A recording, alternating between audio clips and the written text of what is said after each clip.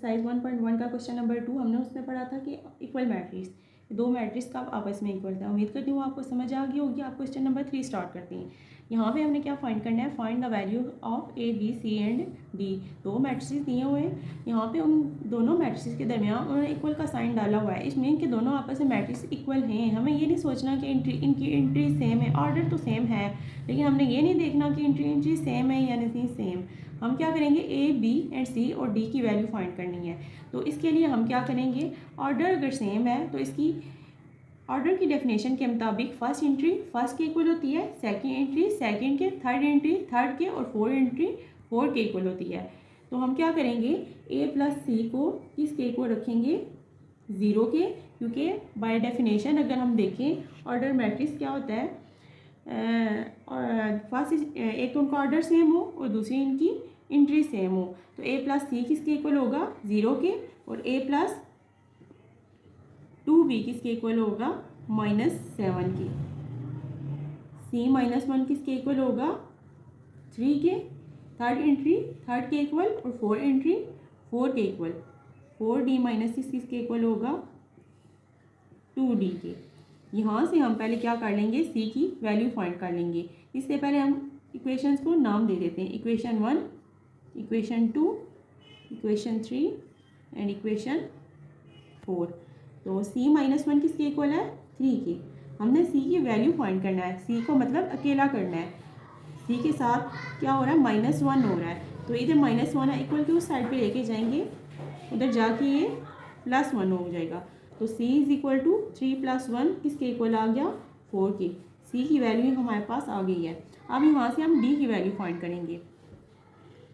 अच्छा, यहाँ पे इक्वेशन क्या दी है, 4d - 6 = 2d। तो पहले हम d वाले इकट्ठे कर लेंगे। 4d ये इक्वल के इस साइड पे जो 2d है वो प्लस में है, अगर हम इक्वल के इस साइड पे ले आए, दूसरी साइड पे ले जाएं, तो वहाँ पे जाके ये माइनस हो जाएगा।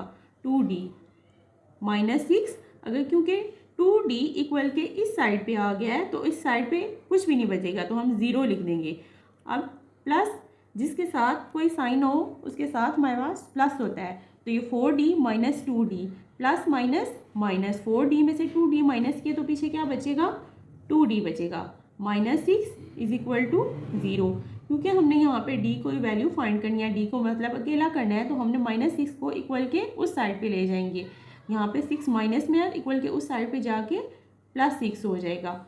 अब ये d अभी भी अकेला नहीं हुआ, तो 2 इसके साथ क्या हो रहा है, d के साथ मल्टीप्लाई हो रहा है। अगर कोई चीज़ एक साइड पे मल्टीप्लाई हो रही हो, इक्वल के दूसरी साइड पे जाके डिवाइड हो जाती है, तो d = 6 / 2 हो जाएगा। अगर ये काट सकते हैं हम इसको काट देंगे, जैसे 2 1 * 2, 2 3 * 6, तो d की वैल्यू हमारे पास क्या आ गई, 3।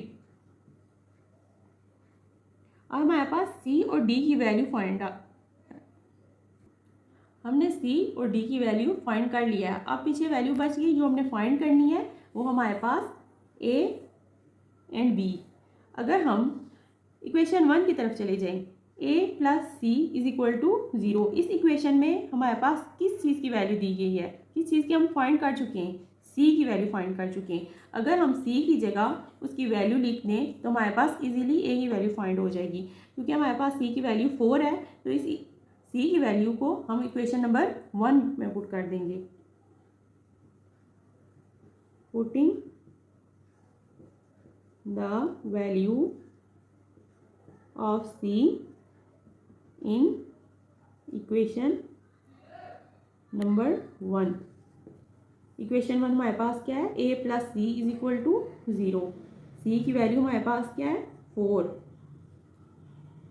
a की वैल्यू हमने फाइंड करनी है, a के साथ 4 क्या हो रहा है, प्लस हो रहा है, तो 4 को हम इक्वल के उस साइड पे ले जाएंगे तो ये -4 हो जाएगा। अब हमारे पास a की भी वैल्यू आ गई। इसके बाद हम फाइंड कर लेंगे b की value.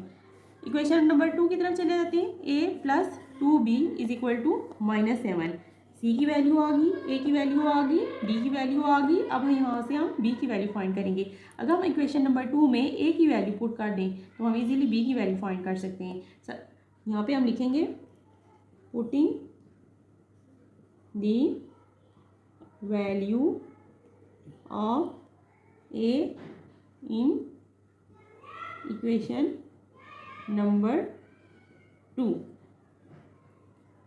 a plus equation number 2 ले ली, 2b इज इक्वल टू -7। ए की वैल्यू हमारे पास क्या है -4। ए की जगह हमने ए की वैल्यू पुट कर दी plus 2b is equal to -7। अब ये 2b इधर ही रहेगा, -4 को इक्वल के हम दूसरे साइड पे ले जाएंगे। -7 अपनी जगह पे, -4 उधर जाके +4 हो जाएगा। 2b is equal to minus plus minus, 7 में से 4 माइनस किए क्या आया 3। क्योंकि बड़ी वैल्यू के साथ हमारे पास माइनस है, इस वजह से यहाँ पे जो साइन लगेगा वो माइनस का लगेगा। साइन वही लगता है जो बड़ी वैल्यू के साथ हो। अब हमारे पास आया 2b इज इक्वल टू -3। यहाँ से हमने b को अकेला करना है और b के साथ क्या मल्टीप्लाई हो रहा है 2 इक्वल के दूसरी साइड पे जाके क्या हो जाएगा 3 के साथ डिवाइड। हमारे पास b की भी वैल्यू आ गई है। a की वैल्यू हमारे पास आ गई -4, b की हमारे पास वैल्यू आ गई -3/2, c की वैल्यू हमारे पास आ गई 4 और d की वैल्यू आ गई 3। बस हमने ए बी एंड सी और डी की वैल्यू फाइंड करनी थी। उम्मीद करती हूँ आपको क्वेश्चन की समझ आ गई होगी। अगर मेरे पास नहीं समझ आ रही आप हमें कमेंट कर सकते हैं, तो मैं कमेंट्स में आपके क्वेश्चन का आंसर दे दूँगी। मिलते हैं नेक्स्ट वीडियो में नेक्स्ट क्वेश्चन के साथ, नेक्स्ट एक्सरसाइज के साथ।